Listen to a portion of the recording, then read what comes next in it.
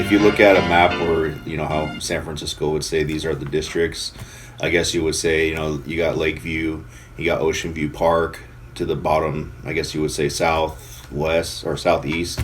Who are some of the artists besides Cellski from that area? Well, I kind of try to break it down for you a little bit from what, you know, my knowledge is of it. You know, obviously Cougnut, you know, I think he was kind of like an inspiration for a lot of the guys that came out of the area. A lot of people don't know too much about the Frisco Kid that was probably first in Lakeview. And he had an album in, I want to say it was 88, Serving 'Em, which was a radio playable song, you know, depending on which radio stations would actually play it at the time, but definitely had some radio play at the time. And a lot of the artists that, especially like Cellski, will credit him for allowing him at a young age to come in and mess around with music, beats, rapping, you know, early stuff. And then another guy that I thought about when you were asking me, you know, rappers from the area, I was thinking of Cisco the Frisco Mac, kind of one of the first Latin rappers, you know, from San Francisco. Maybe Total Devastation prior, but he had an album called Latin Poets that was actually like on a major label, I believe, at the time, and that was around 88. So when you put Frisco Kid and him kind of together, as far as hip-hop / early rap, I'd say those two, you know, and then you get into the Cougnut, you know, C Fresh, which he's from Diamond Heights, but, you know, IMP, obviously, they're more Lakeview. So I would say those guys are probably the first rappers that that most people would associate with being out of that area. You mentioned Cisco the Frisco Mac, and when I've posted stuff online, many people have commented that Tupac stole his style. Have you ever heard that, and what are your thoughts? Yeah, I think a lot of people, because he did the record in 88, early Latin Poets, and then I think it was more like his family that had ties to people in LA. They kind of put him on to like, hey, let's go to LA and try to get you a deal rapping. And I think at one point he was signed to Ruthless Records for a minute. I don't know what happened with that deal, but definitely had the more, you know, Cellski at the time. Cougnut was kind of like, if you were in San Francisco or anywhere in the Bay Area down to EPA, you knew Cougnut. If you knew Cougnut, you've heard Cellski because Cougnut was a huge influence on Cellski's career. But for Cisco Mac, you know, he was already out there in the world, and his family was kind of shopping him around. So I don't know, you know, Tupac could have heard some of his stuff and kind of took a little bit of swag, you know. I got to take this to the next plateau. I rap slow and get you when you wanna get to that film. Back in the planet Frisco that we know very well. The place I dwell, the place I make my fucking mail. Into, you know, Cellski was doing the, you know, HipHopSlam Productions. He had Young Ed from there. And, you know, it's kind of, when you listen to Young Ed and you listen to Cellski, it's obviously Cellski's production, but you can tell that he took a lot of the style from Cellski as far as the raps, because even when they're on the same track together, it's kind of hard to tell the difference of who's rapping at the time. I mean, obviously most of it's Young Ed, but he has a couple songs where Cellski's featured. And the production will remind you more of like the Mr. Predictor early, you know, not so much, I guess some of the songs on the Inner City Life album, but mostly the Mr. Predictor type production, which I would think would be more learned by Cellski from people like Al Eaton that was doing producing for other rappers in the area. And I think he even mentioned that he kind of showed him a lot of ways to sample and run, you know, just little loops over into making the beats and having the sound that he was known for. Definitely a big influence. Al Eaton stuff that was produced would influence that area. So, and then later on you get to, like I said, Ballhead Rick, and he had a little different style than Cougnut. You know, being grown up with him and watching what he did, you would think that he would gravitate more towards the same style, but he had like kind of the first faster style raps that were going on. in San Francisco. Definitely, I think Too Short, not that he's from there, but definitely Too Short would have had a lot of influence on that area. You know, as a whole, it's not just one race of people. They had the Latins, they had the black people, they had, white people. Everyone was kind of mixed, and you look at that area, it's a little bit more special than for like a melting pot of type of, influences you can have than you would say like a Mission or Hunters Point area at the time. Wouldn't say it was more gentrified at the time, but definitely was more like a Section 8 area where Lakeview was at.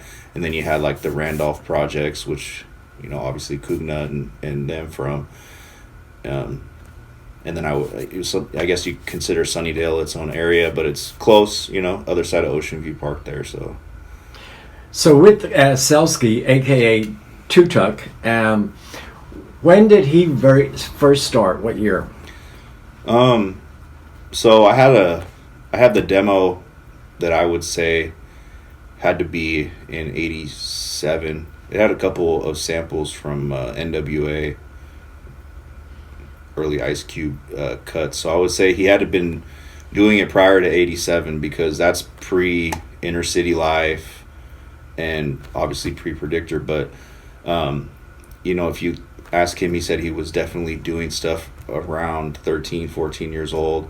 Because Cougnut used to produce with Al Eaton's too also. So he was probably doing stuff at that one little Indian studio at the time where Too Short was also recording. And I think he mentioned that he ran into Too Short there also. So that would have probably been, if Too Short was recording back then, Al Eaton, that's like 75 Girls type early, 87. So I would assume he was already musically doing stuff prior to 87, maybe 84, 85.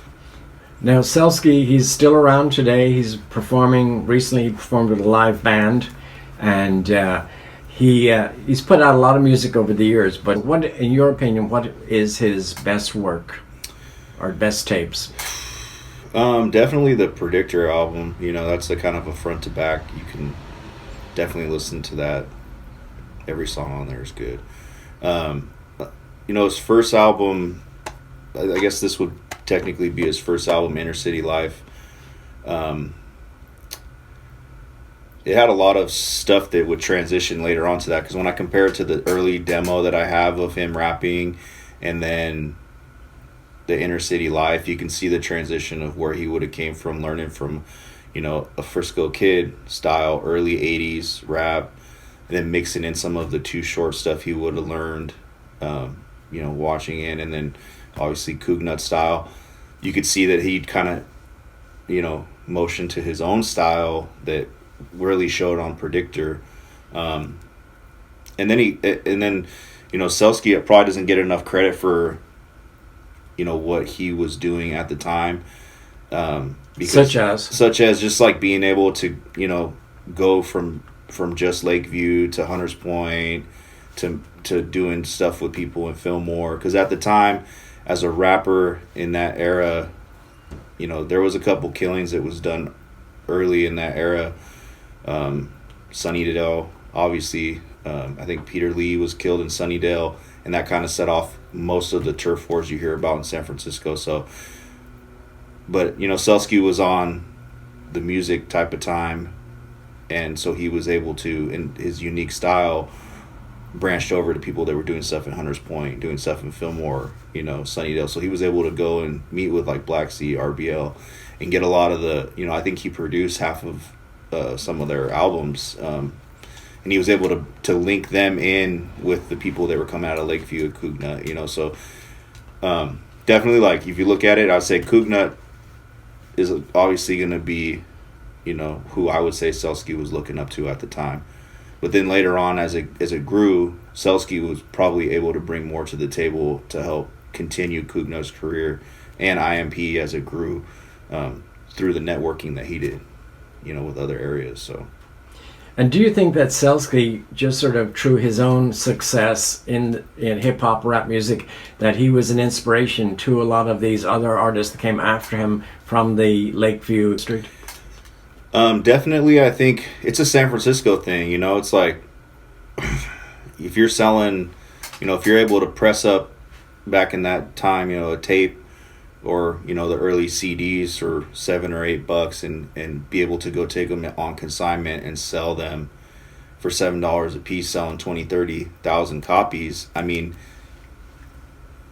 and JT did a lot of that too in Fillmore, so it kind of showed like it's more of a San Francisco thing, not just exclusive to Cellski. I think just being able to go to different areas and see what people were doing, because at that time, RBL signed, a couple other artists are signed in the area. Obviously, Master P's doing his thing in the area at the time. And and they all and Master P had the distribution figured out and the royalties figured out for the music. So he was ahead of his time. But a lot of other artists would get, I think even Cisco, Frisco Mac was saying that his first album was like $2,000. They gave him like $2,000 for this. And like over time, just in royalties alone, people listening to it, and especially nowadays online, $2,000's made pretty quickly. So I think that's more of a San Francisco thing that Cellski took and showed that you can stay independent, you can have your own record label, you can even produce and have stuff like Young Ed under you, using stuff you learn from everywhere. So I think that is kind of an inspiration to rappers that come after him. Yeah. Yeah, and I think, he paved a way for a lot of people to have respect for him in that sense. So, when you go to other areas and there's younger rappers and they might not get along with people in Lakeview, but, it's Cellski. He laid the ground for this. He's got the, that basically the anthem, living in the Bay. Right. And so good. I mean, his first one there just sort of set the tone for everything. But what I wanted to ask you is there a compilation that kind of represents that area, Lakeview? I was thinking I couldn't think of one myself. I was thinking about it too also, that, Cisco the Frisco Mac, his first real release, I think, was produced by Assassin, DJ King Assassin. Granted, he's from San Jose, but as it grew later on, Assassin was known more for his compilations. So on some of these, I'm on one of them too. Yeah. Yeah. So, as you look at the Assassin stuff, a lot of people from Lakeview, Cougnut, IMP, Baldhead. I think he's like the king of features realistically. So there's not a lot of albums. Does Cellski do a lot of features?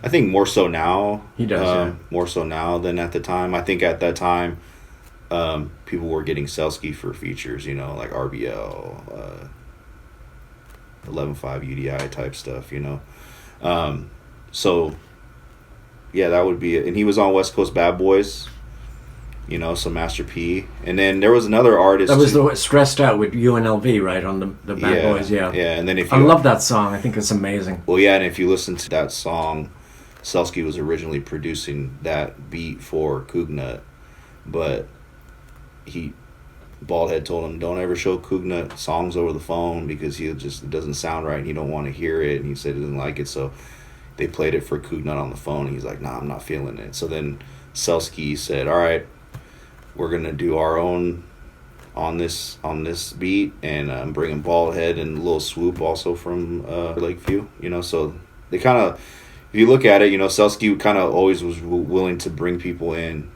or help some. It seemed like he was always ready to help someone out, or advance the area that he was in. So, yeah, for sure. And last thing, you also mentioned to me before that Cellski does a lot of car shows. He does performances at car shows. Is that right? He does a couple performances for bike shows and stuff. Yeah, car shows. He'll get out there and do a lot of, living in the Bay. I mean, if you live in the Bay, you've heard the song. So he could be anywhere. It could be a car show with people that may not know who he is, and they might have heard the song. It's just like, it's kind of like an anthem. So definitely he's still out there doing it, and I think he stays with the times. He kind of evolves as he goes. Once you start getting your music out past the Bay Area, you realize that there's a lot of other styles than just what you have. And I think him having that opportunity to work with Master P and going out to down south and seeing what kind of music they were on brought back a lot of things that he could show people here. And it seems as Cellski's willing to bring people in, show them some things they don't know. Yeah. Yeah. Anything else to add? Also, just, you know, I was mentioning earlier that it was such a melting pot for people there. You know, even, you know, even early on in the area, like, you know, Cougnut, he's known by Tupac. He's known by all these other famous rappers that were on bigger labels. Everyone had a respect for him.